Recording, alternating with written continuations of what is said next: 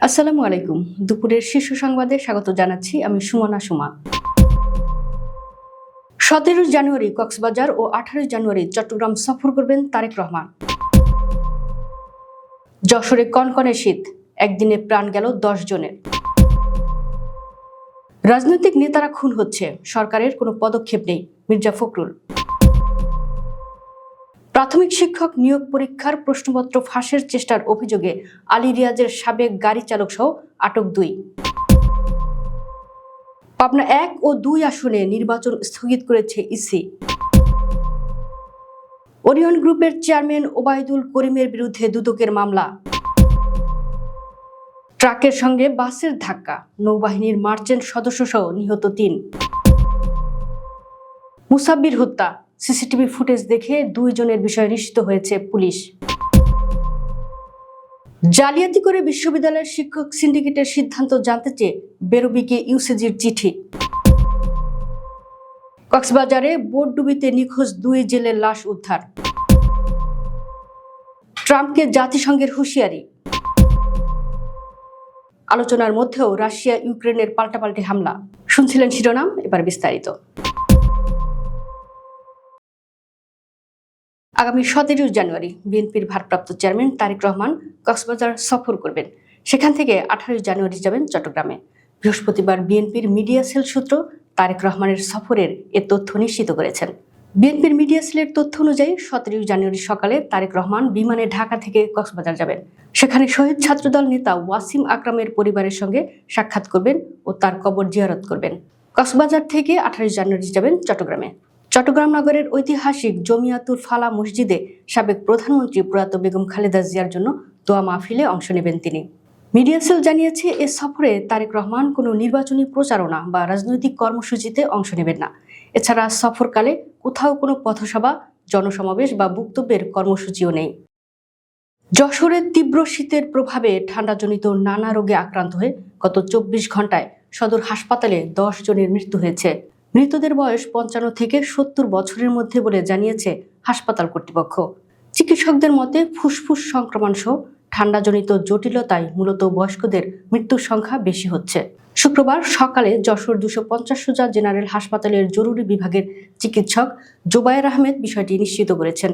তিনি বলেন, গত 24 ঘন্টায় ঠান্ডাজনিত ও ফুসফুস সংক্রমণজনিত কারণে 10 জনের মৃত্যু হয়েছে। শীতের প্রকোপ বেশি থাকায় মৃত্যুর হার বাড়ছে। বিশেষ করে বয়স্করা ফুসফুস সংক্রমণ ও অন্যান্য জটিলতায় বেশি আক্রান্ত হচ্ছেন। তিনি আরো বলেন, শীতকালীন এ পরিস্থিতিতে ঘরে কিংবা বাইরে চলাফেরার সময় সবাইকে বাড়তি সতর্কতা অবলম্বনের পাশাপাশি ঠান্ডাজনিত রোগ প্রতিরোধে সচেতন থাকতে হবে।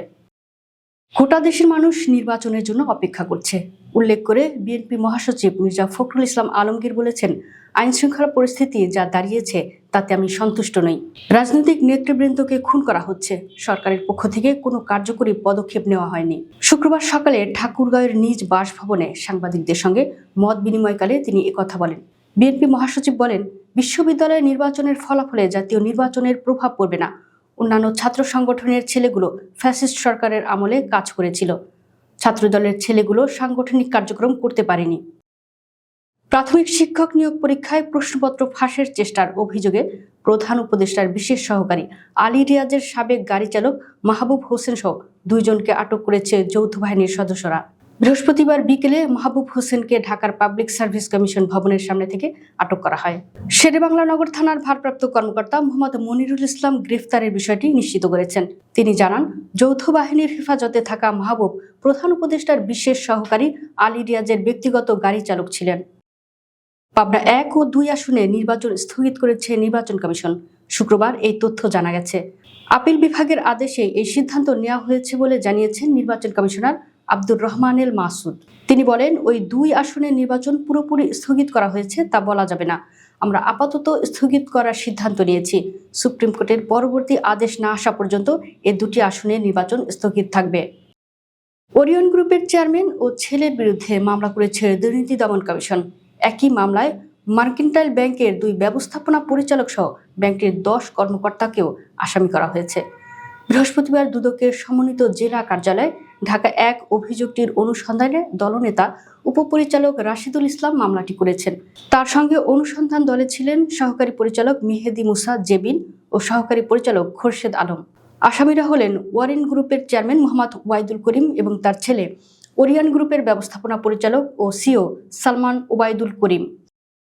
চট্টগ্রামের মিরসরাইলে মধ্যরাতে নিয়ন্ত্রণ হারিয়ে দাঁড়িয়ে থাকা কাঠবাহী ট্রাকের পেছনে ধাক্কা দেয় একটি বাস। বাসটি দুমড়ে মুচড়ে ঘটনাস্থলে মার্চেন্ট নেভি সদস্যসহ 3 জন নিহত হয়েছেন। আহত হয়েছেন অন্তত 6 জন।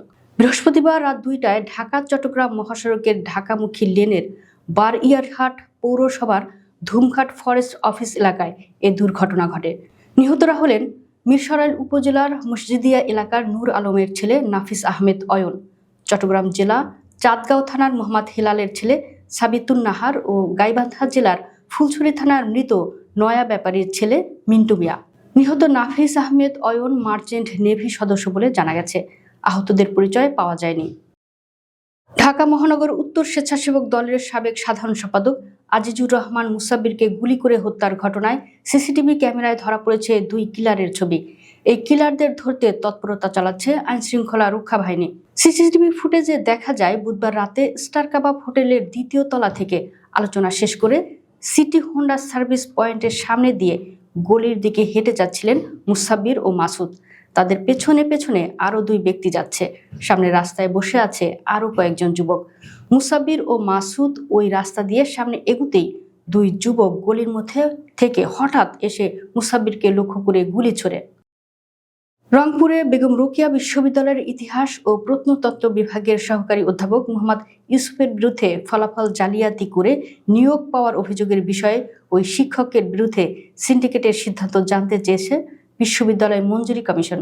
বৃহস্পতিবার ইউসিজির পাবলিক বিশ্ববিদ্যালয়ের ম্যানেজমেন্ট বিভাগের অতিরিক্ত পরিচালক ডক্টর মোহাম্মদ মহিবুল আহসান স্বাক্ষরিত এক চিঠিতে এ সিদ্ধান্ত জানতে চাওয়া হয়।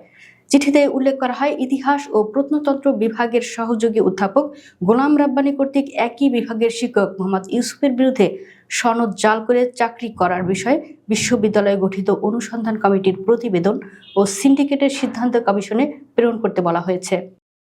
কক্সবাজারের কুতুবদিয়ায় সাগরে ফিশিং বোটে ডুবিতে নিখোঁজ 2 ছেলের লাশ উদ্ধার করা হয়েছে।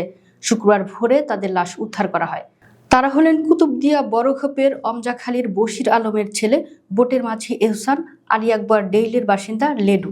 এখনও নিখোঁজ রয়েছে তাদের সঙ্গে থাকা আমজাখালীর মাহামুল করিমের ছেলে কিশোর ফয়সাল। ডোনাল্ড ট্রাম্পের 2য় মেয়াদে ক্ষমতায় আসার পর থেকেই উত্তপ্ত হয়ে উঠেছে জাতিসংঘ ও যুক্তরাষ্ট্রের সম্পর্ক। 66টি আন্তর্জাতিক সংস্থা ও চুক্তি থেকে যুক্তরাষ্ট্রের নাম প্রত্যাহার করার ঘোষণার পর এবার কড়া জবাব দিয়েছে জাতিসংঘ। সংস্থাটি স্পষ্ট জানিয়ে দিয়েছে, জাতিসংঘকে চাঁদা দেওয়া কোনো দয়া নয়, বরং এটি যুক্তরাষ্ট্রের আইনি বাধ্যবাধকতা। গত বুধবার হোয়াইট হাউসে এক আকস্মিক ঘোষণায় জানায় তারা 66টি আন্তর্জাতিক সংস্থা থেকে নিজেদের সরিয়ে নিচ্ছে। এর মধ্যে অর্ধেকই জাতিসংঘের অঙ্গ প্রতিষ্ঠান।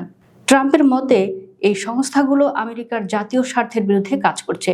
বিশেষ করে জলবায়ু পরিবর্তন রোধ এবং নারী অধিকার সংক্রান্ত সংস্থাগুলো ট্রাম্পের কোপানলে পড়েছে।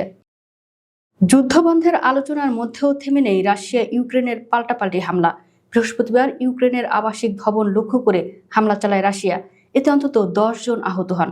জবাবে কৃষ্ণ সাগরে রুশ বন্দরগামী একটি তেলবাহী ট্রাঙ্কারে হামলা চালিয়েছে ইউক্রেন।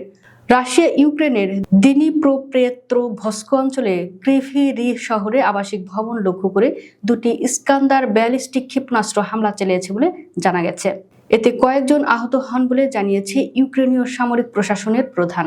স্থানীয় কর্তৃপক্ষ জানায়, হামলায় একাধিক আবাসিক ভবনের পাশাপাশি অন্যান্য অবকাঠামোরও ক্ষয়ক্ষতি হয়েছে। দর্শক, ভিডিওটি শেষ পর্যন্ত দেখার জন্য আপনাকে অসংখ্য ধন্যবাদ। নিত্য নতুন ভিডিও পেতে আমাদের ইউটিউব চ্যানেলটি সাবস্ক্রাইব করুন এবং নিয়মিত নোটিফিকেশন পেতে বেল বাটনটি ক্লিক করুন। আমাদের ফেসবুক পেজটি ফলো করুন। এছাড়াও আমাদের ভিডিও লাইক, কমেন্ট ও শেয়ার করুন। আল্লাহ হাফেজ।